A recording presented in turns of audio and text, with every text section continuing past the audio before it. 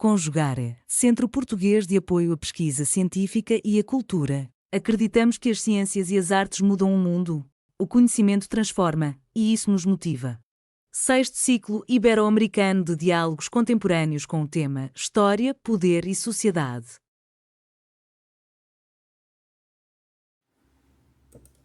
A política cultural, relacionada à atuação dos regimes autoritários e o uso político que é feito do patrimônio nessa construção, passa por entender processos de representatividade sociocultural que estabelecem bases comuns para uma reelaboração do passado de acordo com as necessidades do presente.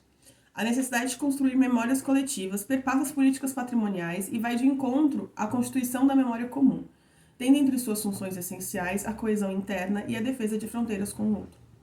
Entende-se que o patrimônio é um campo de disputa coletiva, em que entre coletivos que saem vitoriosos ou silenciados frente à construção de uma narrativa, as memórias podem ser operacionalizadas conforme o momento histórico e o grupo que se encontra no poder. A transposição do jogo de poderes entre os agentes do patrimônio em Estado autoritário coloca em destaque o papel estatal e o uso da memória em prol da sua própria defesa e consolidação. Como é sinalizado por Canclini, o patrimônio é espaço de disputa econômica, política e simbólica, e está atravessado pela ação de três tipos de agentes: o setor privado, os estados e os movimentos sociais. As contradições no uso do patrimônio têm a forma que assumem as interações entre setores em cada período. Mesmo com a presença dos três agentes, sua diretriz e peso dentro da sociedade, o que aproxima os regimes autoritários nessa questão é o fato de que os movimentos sociais são colocados à margem por se tratar de estados em que a livre expressão não é permitida e por muitas vezes censurada com violência. Parte-se, assim, da ideia de que o patrimônio não é algo estático, e sim uma construção social que é influenciada por momentos e períodos históricos em que está inserida e constituída. Muitos dos estudos dos anos 90 e 2000 centram a análise do patrimônio a partir de uma atribuição de valor econômico, principalmente turístico, e da indústria patrimonial. E ainda que separar econômico e político seja uma tarefa complexa, a patrimonialização precisa ser lida dentro do seu contexto político de produção, segundo Van Gert e Reut, de 2016. A prática política permeia todo o processo de patrimonialização, desde a criação de dispositivos legais, seus efeitos e a circulação do imaginário criado por ele. De tal forma, os usos políticos do passado podem ser considerados como unidades de análise que permitem adentrar nos conflitos sociais, manipulações políticas e ideológicas, assim como na formação de projetos identitários. Classifica-se ainda 6 principais linhas de uso político do patrimônio, das quais focaremos em 2: o uso do patrimônio pelo Estado-nação na construção das narrativas nacionais, o uso dessa construção para a defesa e legitimação do poder do Estado e o uso do patrimônio nos discursos internacionais. Canclini pontua que o tradicionalismo pode ser usado para enfrentar as contradições contemporâneas, tendo assim, no uso do passado, de um modo de distrair a população do presente dos problemas de diversas naturezas socioeconômicas. Assim, a comemoração, bem como a valorização do patrimônio, passam a ser uma prática compensatória nos regimes autoritários. Segundo Kandô, existe um interesse em ressignificar mais do que destruir, tendo exemplos ao longo da história que provam que a destruição pode ter efeito contrário, bem como em constituir uma história unânime, ocultando as feridas da memória que seriam consideradas perigosas para a identidade nacional ou regional. Assim, a dialética entre memória e esquecimento aparece intrínseca ao uso político do patrimônio e à reconstrução de uma narrativa idealizada. Riquet coloca a memória artificial como parte das características dos estados autoritários, que abarca a memória manipulada e divulgada pelos grupos hegemônicos no poder. O autor destaca que, para a dominação de uma sociedade, não se utiliza apenas a coerção física. É necessário um discurso retórico alinhado à sua ideologia que transforme sua empreitada em algo magnético e intimidador. Assim, estabelece-se uma conexão entre o uso do patrimônio na construção da memória ensinada, que é parte da materialização da memória, e sua integração a ritos e comemorações cívicos, que celebram uma narrativa de defesa do grupo à frente do poder. No caso da ditadura militar brasileira, ocorrida entre 64 e 1985, as políticas culturais governamentais não ocuparam uma posição de destaque na maior parte das discussões de estudos, que permaneceram centradas em questões de segurança e econômicas, principalmente nos primeiros anos do governo. Faremos uma análise breve do Plano Nacional de Cultura, o PNC, de 1975, com conexões para o contexto em que foi produzido e com enfoque nas questões ligadas ao patrimônio cultural. O Plano Nacional de Culturas foi um divisor de águas para as políticas culturais durante o regime militar brasileiro, inclusive para o patrimônio cultural. Ainda que aprovado em 1975, desde o início dos anos 1970, há uma discussão para que se concretize esse documento com as diretrizes, tendo inclusive alguns órgãos e programas tendo sido consolidados antes da finalização do PNC, como o Programa Integrado de Reconstrução das Cidades Históricas, o PCH, de 1973. Houve ainda uma tentativa anterior de texto que foi engavetado por pressões e disputas internas no Ministério da Educação e Cultura, elaborado por então o conselheiro do IFAM, Afonso Arinos de Melo Franco. O papel dos intelectuais para a manutenção e desenvolvimento das políticas públicas culturais também é necessário para a reflexão sobre o período. Trata-se da nomeada zona cinzenta de intelectuais, que são absorvidos ou silenciados, ou trabalham para o regime autoritário militar. Mesmo frente a todos os acontecimentos sociais explícitos que ocorriam, incluído aqui, especialmente Aloysio Magalhães. O Plano Nacional de Cultura faz parte de uma tríade de documentos do Ministério da Educação e Cultura, que abarca todas as suas áreas de atuação, incluindo a Política Nacional Integrada da Educação e a Política Nacional de Educação Física e Desportos. A estrutura do documento, introdução, política, concepção básica, cultura brasileira, fundamentos, diretrizes, objetivos, componentes básicos, ideias e programas, apresenta de modo pragmático o que se consolida como cultura, como atuar, qual o sentido da implementação do plano e como colocá-lo em prática. Na apresentação, escrita pelo então ministro da Educação, Ney Braga, demarca-se o que o documento aprovado, abre aspas, encerra a concepção básica do que entendemos por política de cultura, procura definir e situar no tempo e no espaço a cultura brasileira. Explicita as mudanças dos fundamentos legais da ação do governo no campo cultural, traça as diretrizes que nortearão o trabalho do MEC, detalha os objetivos e os componentes básicos do Plano Nacional de Cultura, exprime ideias e programas e revela as formas de ação. Fecha aspas.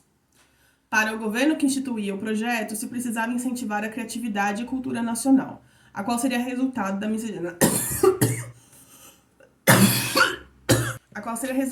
miscigenação da tríade de formação da nação brasileira, indígenas, negros e europeus, e define também o que é cultura brasileira, como, abre aspas, aquela criada ou resultante da aculturação partilhada e difundida pela comunidade nacional, fecha aspas. O texto deixa claro o papel delimitador do Estado sobre o que é cultura quando diz que, nesse rumo de concepções na conformidade de vossa vocação democrática, a Política Nacional de Cultura entrelaça-se como área de recobrimento com as políticas de segurança e desenvolvimento.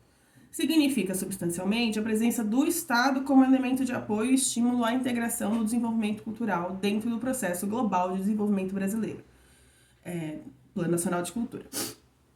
Ao longo do seu texto, o Plano Nacional de Cultura define o que é política da cultura, como a que, abre aspas, objetiva prioritariamente contribuir para fornecer as condições necessárias ao desenvolvimento da atividade criadora do homem, fecha aspas.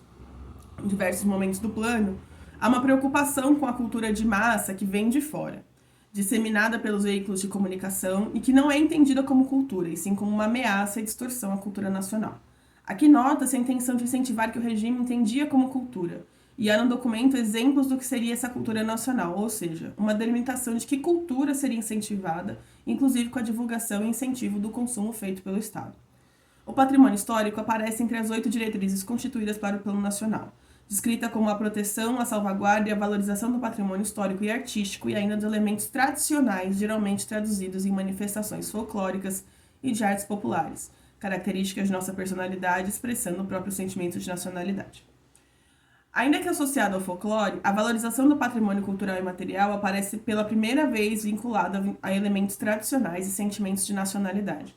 A aproximação do Instituto do Patrimônio Histórico Nacional, o IFAM, a Fundação Pro Memória e o Centro Nacional de Referência Cultural, que ficam sob a gerência de Aloysio Magalhães a partir de 79, é reflexo dessa articulação entre folclore e patrimônio material, com o intuito de popularizar o patrimônio cultural.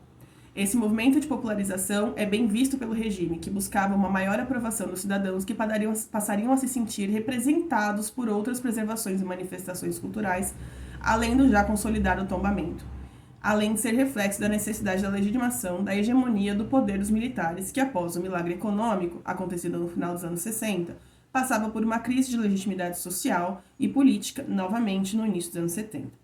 Quanto à seção dos objetivos, o patrimônio cultural aparece por ter, abre aspas, por meta, conservar o acervo constituído e manter viva a memória nacional, assegurando a perenidade da cultura brasileira, fecha aspas. Ainda nessa seção, chama a atenção a determinação da, abre aspas, preservação de determinados valores culturais e sociais e suas projeções culturais. Não é algo que seja ancorado no passado, trazendo para o Estado como definidor os valores sociais e as projeções culturais para a preservação. Ademais, O tópico fala sobre a relevância dos patrimônios no processo de urbanização dos crescimentos das áreas metropolitanas. Em ideias e programas e formas de ação, são apresentados modos de colocar em prática diretrizes propostas pelo Plano Nacional de Cultura, incluindo possíveis parceiros, como as universidades. No que tange o patrimônio material, uma das principais políticas para a execução do Plano Nacional de Cultura aconteceu antes de sua consolidação. O PNC era discutido desde os anos 70. O Plano Nacional, o Programa de Cidades Históricas, organizado a partir do final dos anos 72, tem como ação de dois ministérios, do Planejamento e da Educação e Cultura, para a realização de projetos de restauração de monumentos tombados nas cidades históricas do Nordeste, e traz reflexos do PNC somado com o Encontro dos Governadores, que ocorreu entre 70 e 72, onde se discutiu a reorganização do aparato estatal na criação de um Sistema Nacional de Patrimônio Cultural, envolvendo a União, os estados e municípios e entidades públicas e privadas, como as universidades. Assim, estabelece-se uma conexão entre o uso do patrimônio na construção da memória ensinada e sua integração a ritos e comemorações cívicas que celebram a narrativa de grupos dominantes. Esse uso do passado pode servir para desviar a atenção de contradições contemporâneas e problemas socioeconômicos. Dessa forma, a comemoração e a valorização do patrimônio tornam-se compensatórias em regimes autoritários. O Plano Nacional de Cultura é um documento, produto e reflexo do tempo em que foi produzido, que permite rastrear alguns desses usos na prática, que na prática se tornaram outros programas e disputas de agentes em torno da preservação do patrimônio cultural nacional. Realização, Conjugare, Centro Português de Apoio à Pesquisa Científica e à Cultura. Inscreva-se no canal, comente, curta e compartilhe. Obrigado por assistir.